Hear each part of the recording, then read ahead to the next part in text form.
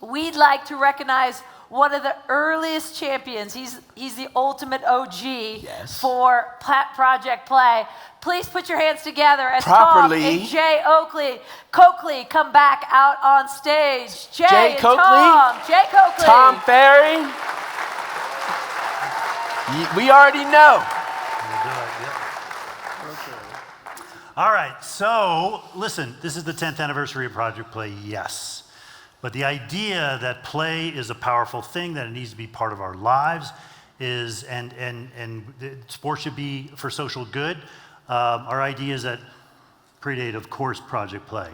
It's people like Julie Foudy. I want to recognize you, Julie. Thank you. Yes. Not necessary. Yes. I mean, everything she's done, from being an incredible role model, pushing on Title IX, just representing the best of really sports in our society. Stop it.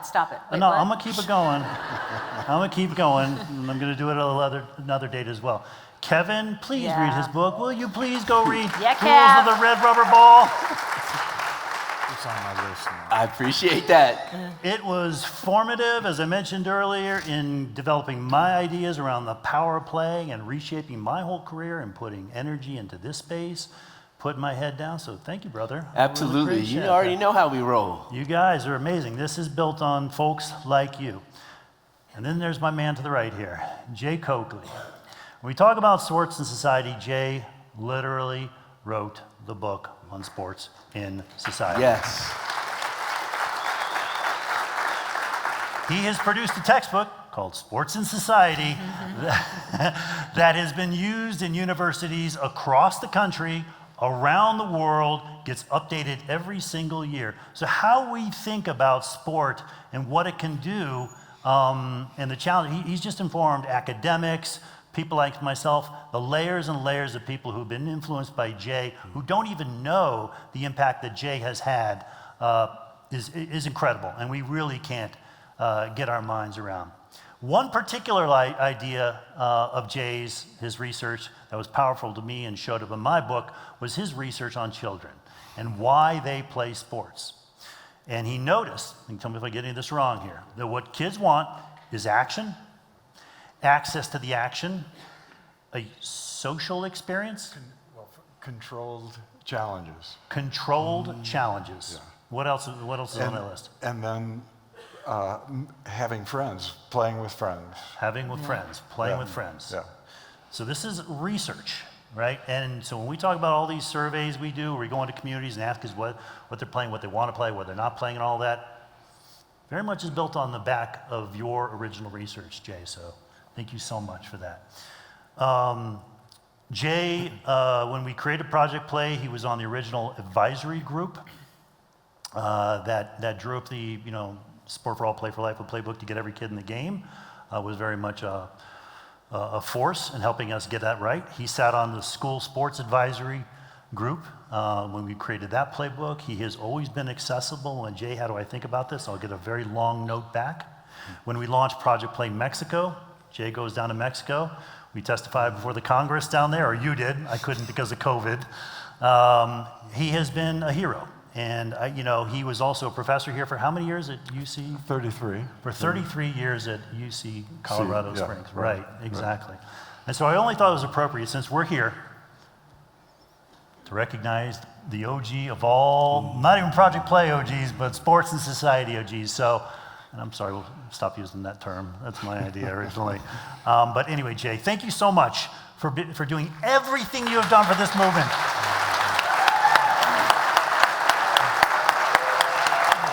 Please.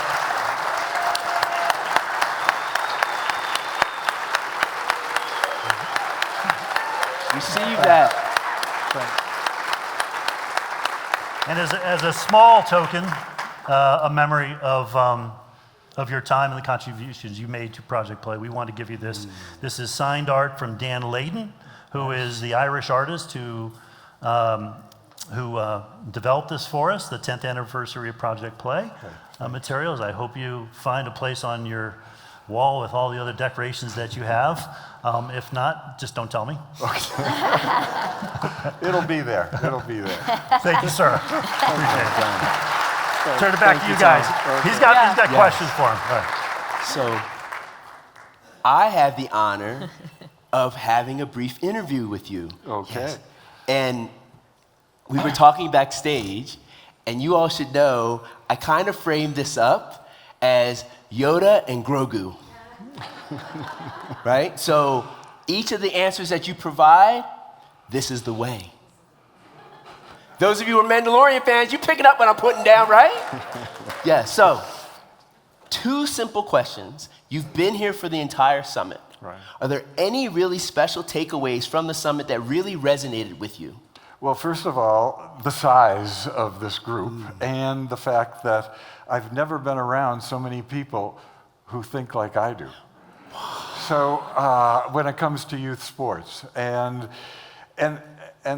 that's a rare thing. You know, when I started studying youth sports and finding out that we really need to take the perspectives of children seriously, and I started talking about that, the people who were running youth sport programs didn't call me Yoda.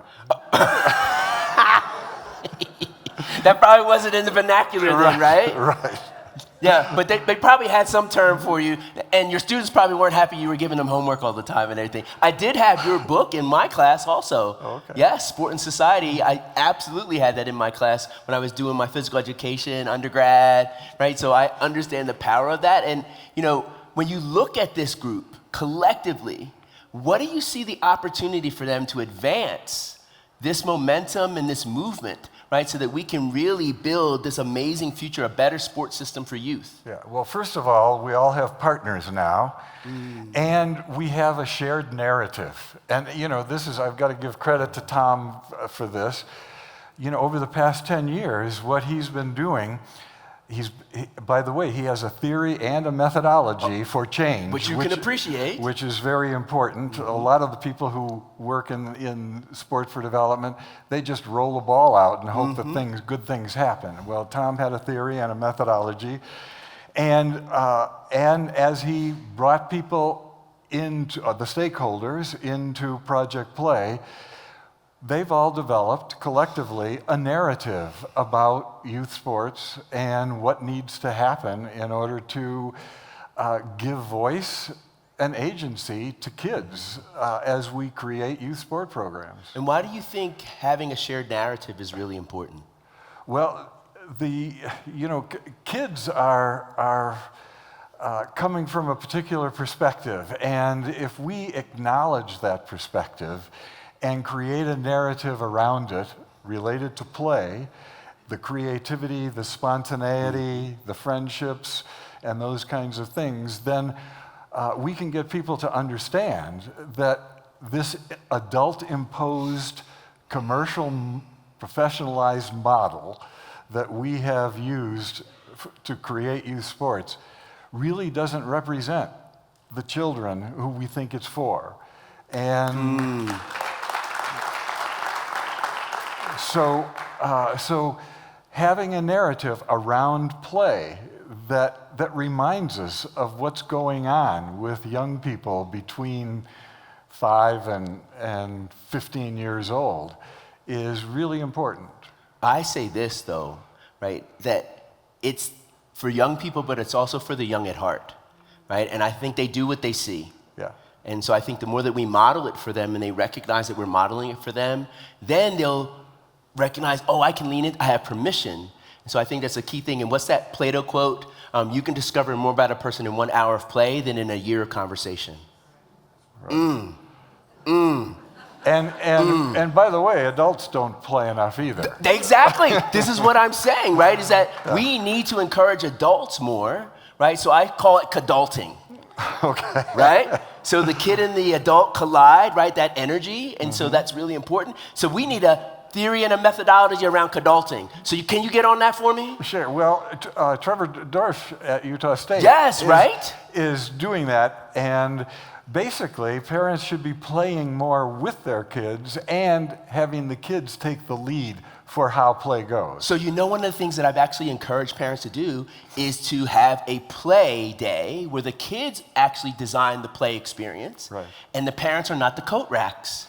Because parents tend to be the coat racks, right, where they hold the coats, right, and the kids go and play. And give the kids a chance to lead and design and engage, right, and own that experience for everyone so that they see, oh, I can get you involved, and this is how I get you engaged. And the parents get to see their kids in a different way, don't they? They learn a whole lot about their kids. Yes, they do. Yeah. You can discover more about a person in 1 hour of play than in a year of conversation, and we can learn a lot from a Yoda. And Grogu has received what you're sharing. I hope the audience has received what you're sharing. One last thing. Okay. Drop a pearl. That was an actual reference, Pearl Jam. Yes, I did that. Yes, Jeff, you're welcome. Yes. One parting insight or thought or call to action for the audience. Well, Jeremy Bloom said something that really caught my attention, and he said that hope is created when you make an emotional connection.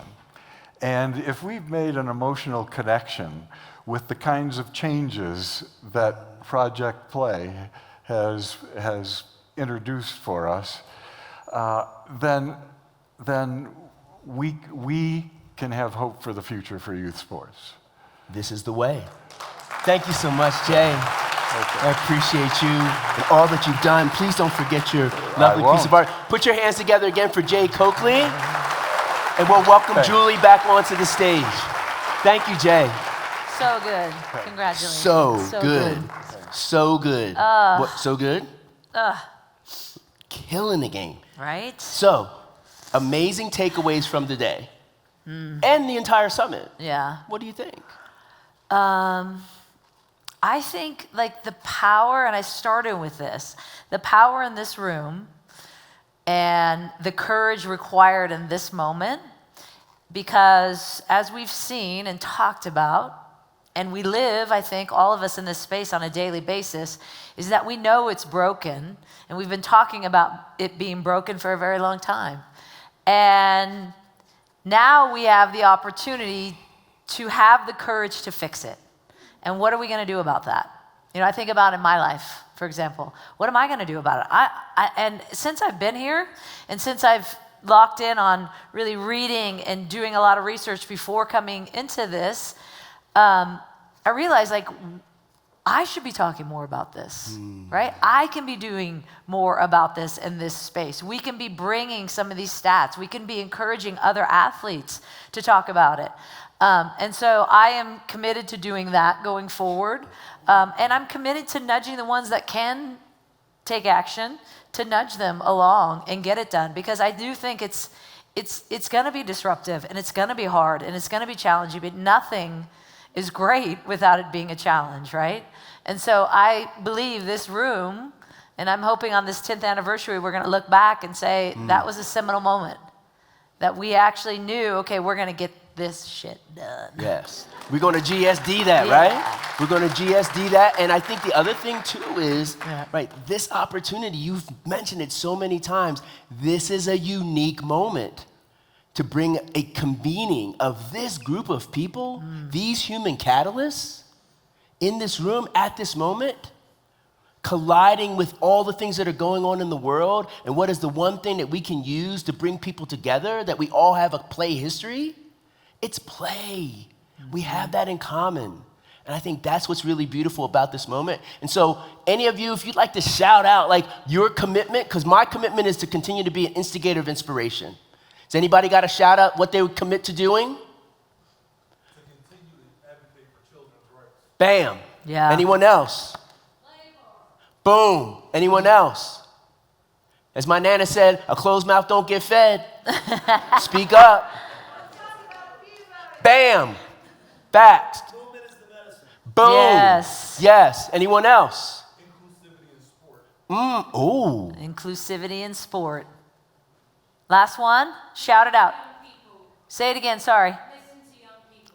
Yeah. And that's the way It's we a great started way. the whole Yeah. gathering, the summit, didn't we? With a panel of youth. Yeah. Yeah. And think about what populations you can reach and that goal that was set. Can we get there? 63% of young kids, participating in sport by 2030. 63%. I think that's a goal we can reach. Y'all gave it a 3 clap and a so I think you believe that too. But I think that is something that we all can strive for right there. There is a post-event survey, and so I know Tom and his incredible staff have put so much work into this. They would greatly appreciate if you guys took a little bit of time to do that, because I think that feedback gives them a lot of information that they need. So if you could take some time to do that survey. If you want to add your organization as well to that list of Children's Bill of Rights of people who endorse it, you can do that in the survey.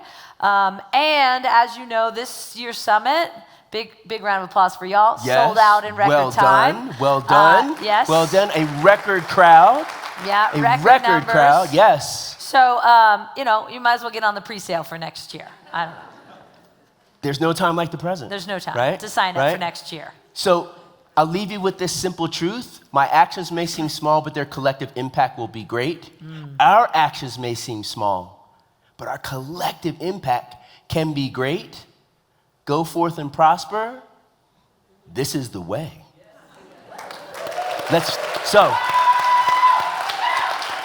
We want to thank our sponsors, Nike, hosting sponsor USOPC, HSS, Ralph C. Wilson Jr. Foundation, Stack Sports, Good Sport, Colorado Springs Sports Corporation, LA 84 Foundation, Colorado Springs Chamber of Commerce, and each and every one of you we want to thank. And one of the special things that I think we really need to do is start thanking some of the key contributors to this moment. So we're just going to yell out the names of the people that are in the building. They're so busy, they're probably not going to hear their name. Shannon, Kim, Beth from the Ent Center, Matt, Jill, Dara from Nike, Denise and Tammy from USOPC. Tammy's in the back. I know she's hearing this right now. Megan Latham and the team from Colorado Springs Sports Corporation. We truly can't send enough gratitude and thanks to all of you, right? And helping us and connecting us to the Colorado Springs community.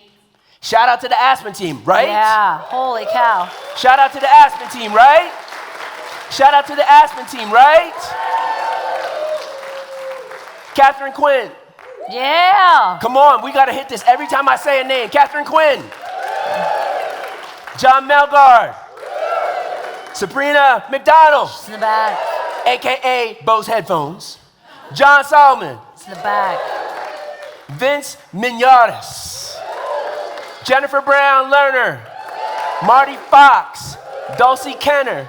And last but not the leastest, Tom Ferry.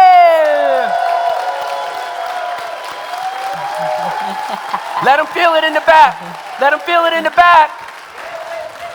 Please share that tomorrow, right? I'm going to share this. Please share. This is what it's saying to me, but I'm not going to share it. I'm going to tell you that John Solomon's going to share the summit recap. John is brilliant in the way that he captures all the information here. So there'll be a video on the main stage sessions, right? We're going to share a little bit of things there. One of the things that's also really important, keep an eye out for more content and insights from this gathering and the future of the Olympic and Paralympic movement. I think that's really important for all of us and our role in building this future for healthy kids through sports. It's a big year for Project Play. You know what's so big? We need to do a 3-clap to end it. You know what? Let's do it. Stand up, kids. 3-clap it off. You are so good. We are 3-clapping it off. And again, the let it go. And there's Caitlin, let it go. Come on now. She was like, I don't know. I don't know. It's happening. All right, are we ready? On 3. Yes. 1, 2, 3. Oh! Thank you so much for your time See and you attention. next year. We appreciate all